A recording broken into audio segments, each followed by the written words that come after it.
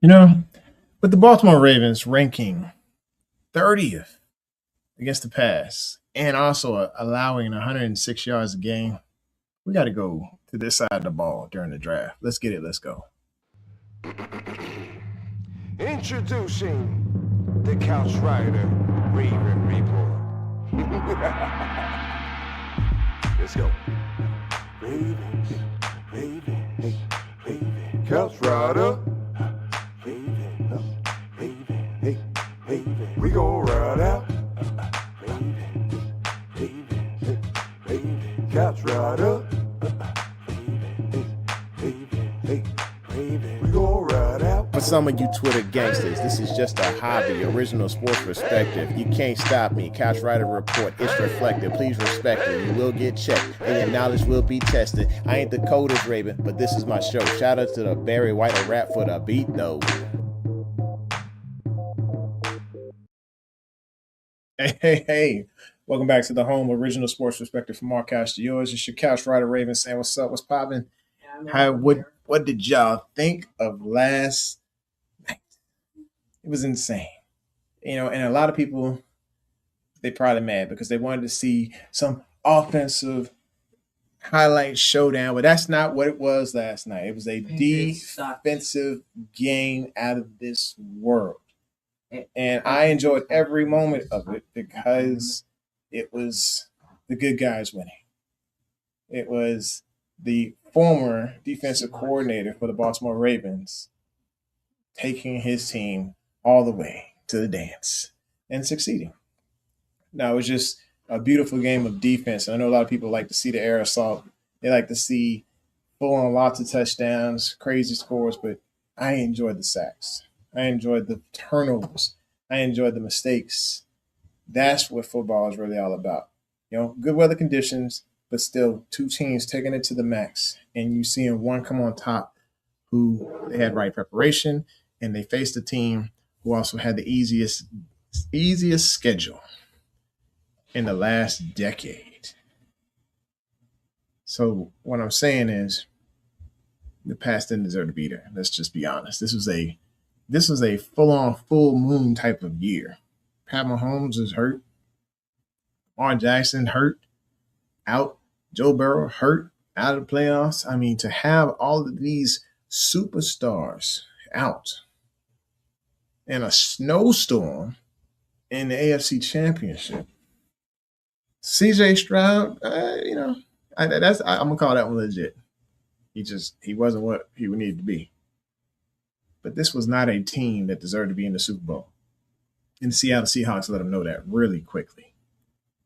It was a game of execution, game of beauty, a game of 6 sacks. I loved it. I loved every part of it was freaking beautiful. Plus, nobody wants to see the Pats for the 7th ring. Let's just be honest. Plus, my wife's a Pats fan. And I love it when her team loses. Wilbert is here. He says, greetings. Njoku just announced that he's leaving Cleveland. So we'll take Likely off your hands. Hope you're doing well. No, sir. I think we need to do what it takes to keep Likely in house. And I think you bring up a really good point, man. The Ravens right now, they're sitting around 23 million in cap space with the possibility of saving 21 million if they drop 2 players that are probably a little bit past their time. I don't know why I keep getting hit on by dudes. Oh, that's not a dude. Okay. Hello.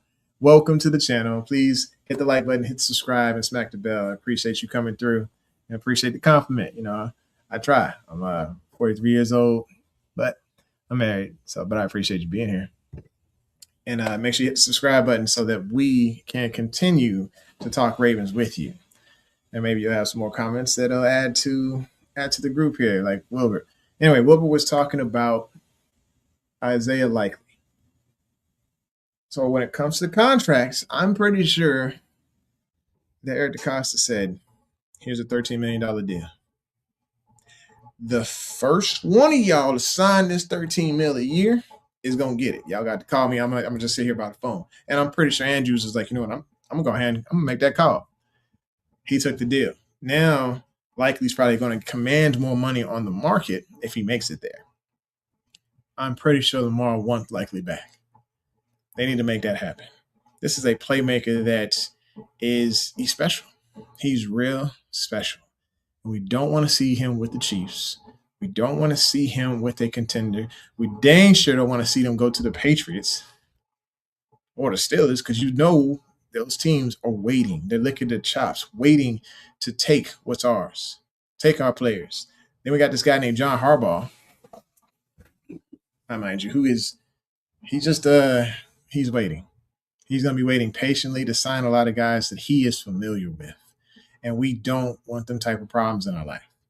Because let's just face it, John, he got fired, but he's still a good coach. Did we like his philosophy towards the end? Did we like the fact that he liked to defend garbage players towards the end? No.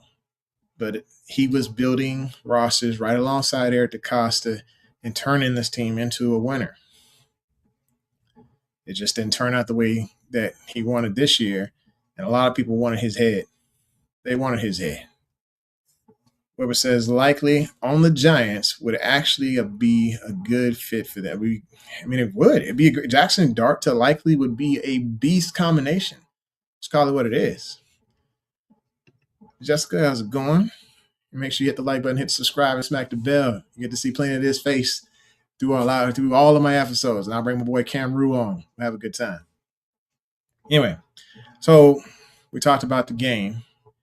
Like I said, it's nice to know that it's not the Chiefs and it's not the Steelers. It's not the Patriots with another ring. We don't need to see none of that. Nobody wants to see that. So I'm happy. I'm happy how it ended. I'm happy that the good guys won. Now let's move forward. The reason that you are here. You are here because they're at pick number 14. The Baltimore Ravens have a chance to put a game changer on either side of the ball. But the side of the ball that they need to concentrate on right now is what are we going to do on the defensive side of the ball? Because let me tell you, when you are 30th ranked against the pass, that is a significant problem. That's a major problem. You can't just sit here and ignore that when it comes up to pick number 14 in the draft. No, we can't go wide receiver. So Big Reg, I know you're listening. We don't need them type problems in our life. You just can't do it. You need to go on the defensive side of the ball. And there's two players that I have in mind right now that are game changers at their positions. The first one, this is pending a comeback of Matabike or not. If Matabike comes back, then we don't need to look at this position. We don't need to sew it up. And I'm pretty sure DeCosta either way is going to find a way to fill this hole through free agency at defensive tackle or nose tackle. The dude that I'm talking about, his name is Caden McDonald. He's out of Ohio State, 6'3", 330 pounds. This guy's had the most tackles in Ohio State history for a nose tackle since 2012. Dude's a beast. I'm telling you, raw power, surprising athleticism. And what I mean by the surprising athleticism, in high school, he used to put up 30 points a game. 30 points a game at 330 pounds. Now, this is self-proclaimed. He's saying that himself. But I believe that he ain't going to sit here and just lie to the world about what he was able to do in his high school career. Now, of course, we've seen bigger guys that can ball, like Vince Wilfork. I don't know if you ever watched Vince Wilfork. He's a Patriot, but the dude can play some basketball. He shoots some outside jumpers. The dude could post you up. He was pretty cold with it. This is a guy who's not only athletic, but he can push the pocket. He is one of those disruptive individuals who is going to make quarterbacks' lives hell. Let's just call it what it is. I am excited. If he slides out of the top 10, then this is a pick that we definitely want to pick up. And I felt this way about a certain Georgia guy that ended up going to the Eagles and winning the championship. But this is another guy that, if he's on the clock, if he's there, he's one of the guys I would like to pull a trigger on. What are your thoughts on this big boy, Caden McDonald out of Ohio State? Wilbur says trade likely and you're first to move up to Cleveland spot. The thing is likely is a free agent. I can't really do anything with his rights. We can't. unless they do like a tag and trade. But who's going to pay for a franchise player? Because already this guy, you can get him for cheap. You can get him for more than Baltimore is willing to pay because you know how Baltimore is. We tend to be on the cheap side when we come back to signing players if we can. We like to claim them through the draft, and then we like to re-sign them for a mid-value, not a top-of-the-line value, or we let them go to free agency, and you know that Eric DeCosta likes to pick up those picks, those comp picks. Jessica says, oh, yeah. So definitely come through, Jessica. We want to see you. All right. So when it comes to that player, Caden McDonald can't miss out on that. Just a great opportunity there. However, if I had to rack and stack, this is the player that I'm locked in on. I know I was locked in on Zay Flowers a few years ago, and I was extremely excited that we pulled the trigger on him. Glad we got him. And I'm still with him. I'm not going wide receiver. Sorry. Big Reg, not going wide receivers. Not happening. Sorry, can't do it. What I'm talking about here is a guy from Tennessee, and he faces off against ballers every single practice. Those wide receivers in Tennessee are beasts as well. But what I'm getting at is this is a 6 foot, 193 pounder who could probably put on a couple more pounds, but he runs a 4.45 40.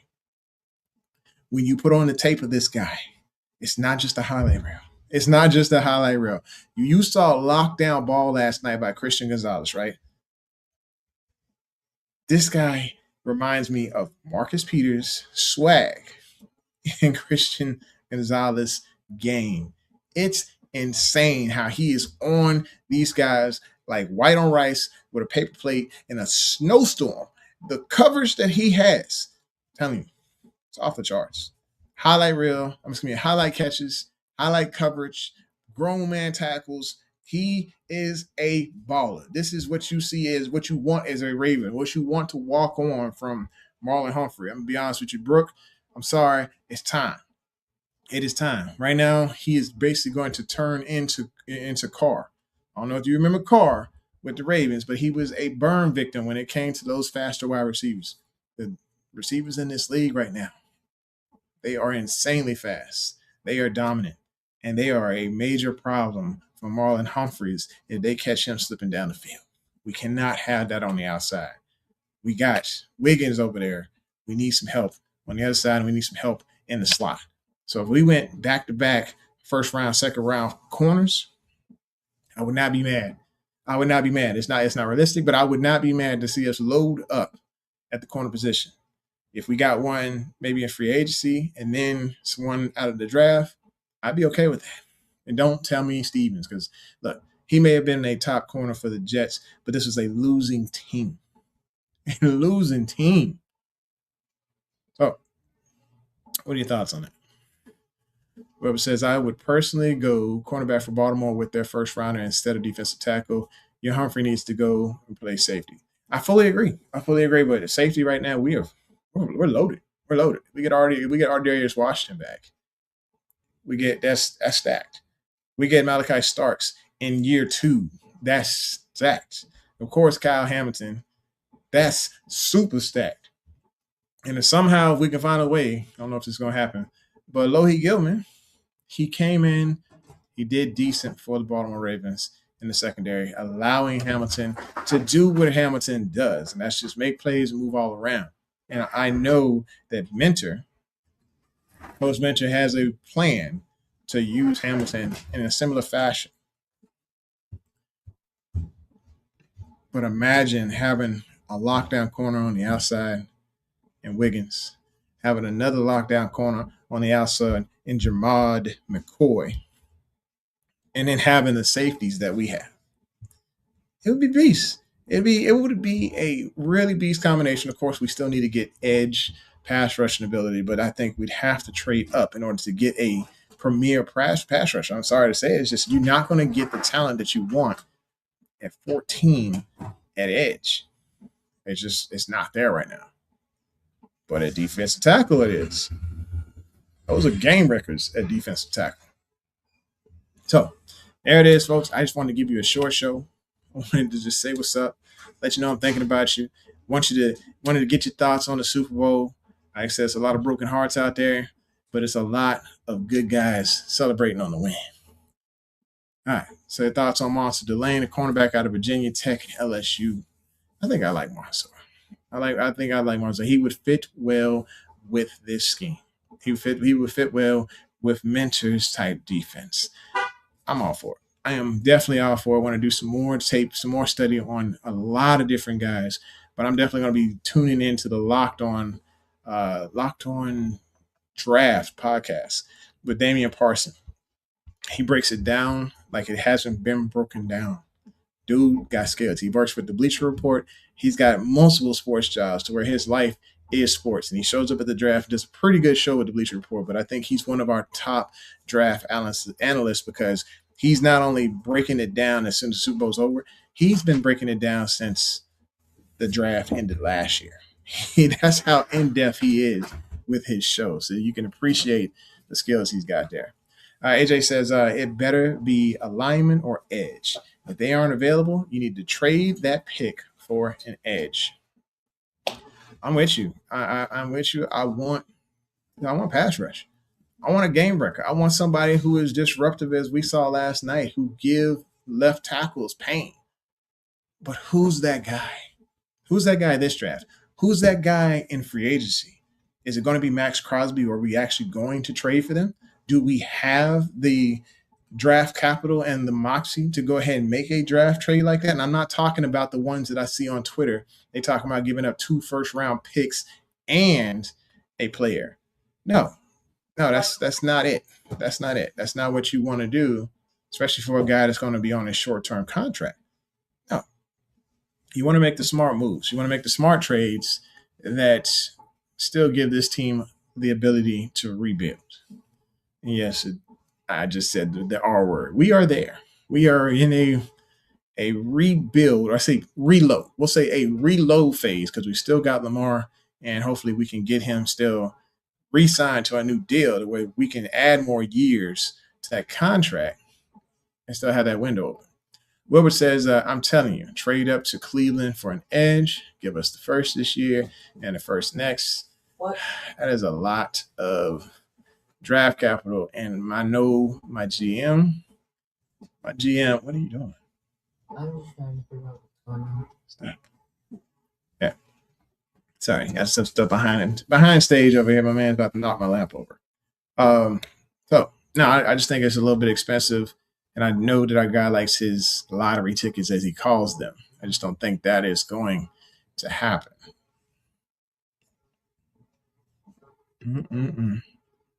So Bristol says, he said, lineman or edge. I'm good with lineman or edge. I'm also, if they decide to go line offensive line, guard, I'm talking seriously, if we trade back, I'm talking about into the 20s and select a guard, collect a couple picks, make some edge selections in the second round, and maybe a corner selection in the second round. I'm good with that. But I don't want to see us pick a guard at 14. I feel like that's a reach, and I feel like we can trade back and get some capital for that. So, like I said, more studying to do. This is the day after the Super Bowl. I imagine half of y'all got hangovers, and either that or you're probably still celebrating, and you're going to regret it tomorrow. I know half of y'all took the day off. So I'm going to let y'all still get the partying. Cameron and I will be back soon. I just got to make sure that I get my life together as far as my schedule. But I appreciate y'all coming through. Make sure you hit the like button, hit the subscribe, and smack the bell so you know when it's going down. There's no place that I'd rather be on Monday nights than with you guys. So I enjoy just a little bit of time that I get to spend. And I say I appreciate you coming through. Y'all just make sure y'all continue to show the love and tell a friend. With that said, give me 2 claps. Fade to black. Introducing the Couch Rider Raven Report. Let's go. Ravens. Couch Rider. We gon' ride out. Couch Rider. Hey, Ravens. We gon' ride out. For some of you Twitter gangsters, this is just a hobby, original sports perspective. You can't stop me. Couch Rider Report, it's reflective. Please respect it. You will get checked, and your knowledge will be tested. I ain't the coldest Raven, but this is my show. Shout out to the Barry White of rap for the beat, though.